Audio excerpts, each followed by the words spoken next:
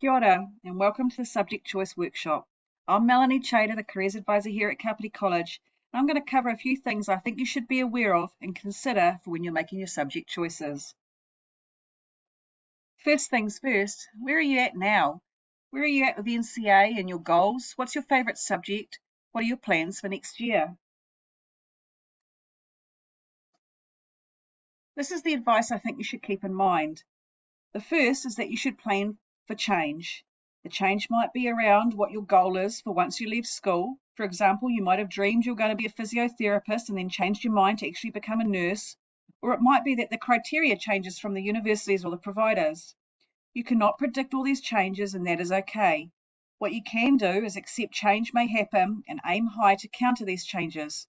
So if you're considering staying till year 13, it's a good idea to aim for the subject that you're most likely to succeed in that keeps most options open. It's also important for students to understand that we have systems designed to alleviate the risk of you making choices that you can't get back. For example, your core subjects are your core subjects in year 9, 10, 11, and then English or te reo in year 12, so that you've got the maximum opportunity and you can change your mind. I think it's a good idea to do the subjects that you like, because generally speaking, if you enjoy it, you're more likely to achieve in it. It is also a good idea to plan as if you might do further study. It might be that you're not looking at university now, but things change and it's always easier if you've got what you need while you're at school, rather than having to do a course to catch up later. Finally, language and specialist skills. If you think about the number of students who you know who are doing French at year 9 compared to the number of students that are doing French at year 11, you can see that the numbers get less, and that's the case across the country. So if you were to keep up a language or another specialist subject and you can achieve in them and you enjoy it, then that's a real asset because not everybody will carry them on. Some other scenarios that come up are these frequently asked questions. If you, for example, drop sciences and chemistry in particular, the sciences are more difficult to recover. If you haven't done the required subjects at school, there are usually alternate pathways. However, the easy way is to do these subjects at school up until year 13, especially if you've got a particular career interest. If you do have a particular career idea in mind, there are a number of ways you can research what the recommended subjects are. There are only a few areas of study that require certain standards or subjects. Generally speaking, we're talking medicine, architecture, and engineering. If you don't know what you want to do in the future, that's okay. But if you keep a broad range of subjects going, then this gives you some options. So overall, if you keep your options open, stick to a range of subjects if you aren't sure, and do subjects that you enjoy, then this is the best pathway forward. Often students are aiming for university entrance. You may remember that university entrance is like a kete. You need level 1 numeracy, 5 reading and 5 writing credits at level 2, 14 credits from 3 approved subjects, and level 3. Generally speaking, this will give you entrance into most university courses. If you're thinking university, you should check out Mr. Will's PowerPoint, which will explain more. You should also be aware that many universities are including a compulsory academic English paper in your first year if you did not do English at level 3. For those of you who are looking to start working towards your career while at school, there are a number of options. If you're interested in trades, you could look at the trades academies on offer. Trades academies teach pre-trade skills and are available to year 11, 12 and 13 students. Trades academies are part-time and you need to be enrolled at school.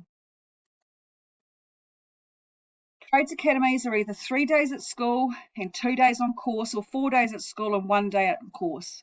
They're designed for students to transition out of school. Most of them offer 20 plus level 2 or level 3 credits. Transport is provided and courses are offered through a variety of providers in a variety of locations. You can find out more in this PowerPoint.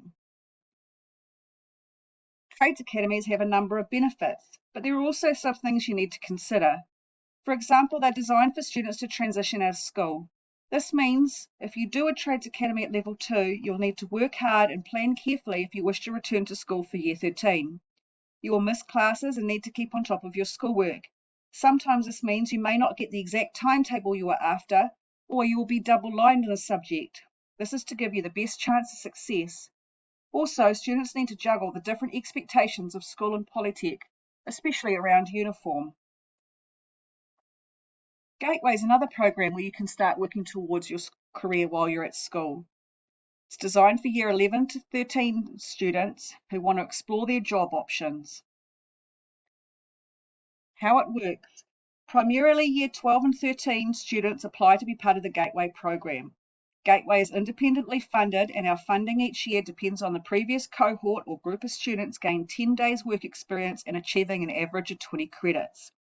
Because of this, we have an application process where students apply online and then are interviewed. Gateway is usually a line of your timetable, but sometimes students do their Gateway program in their own time. The class is very different to a typical class. Students do have to self-manage a lot as we offer a variety of placements and credits.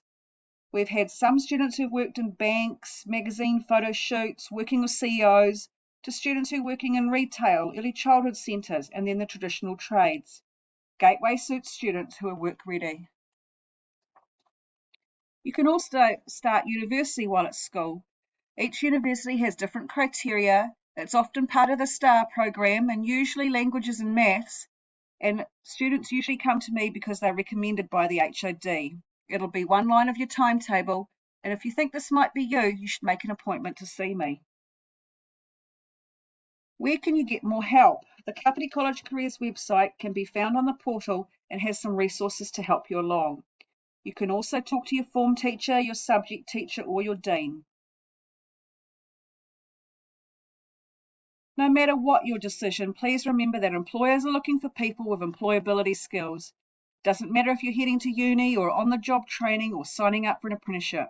These include skills such as being hardworking, reliable, following instructions, and you can demonstrate these skills in any subject area. There's been a lot of research into work-ready skills, and I think in the current changing job market, it's a good idea to take a step back and make sure you're including these. Finally, the best option is the best option for you. It doesn't matter if all your friends are going to university, you need to choose what's good for you. Also remember, these decisions around subject choices are just the next step. It's not the final step. There's always ways around things, so just make sure you make the best decision at the time with where you're at and take it from there. It's all part of your journey. Thank you for listening and have a great day. These are the activities designed for students to do during their huratau period. Kia ora.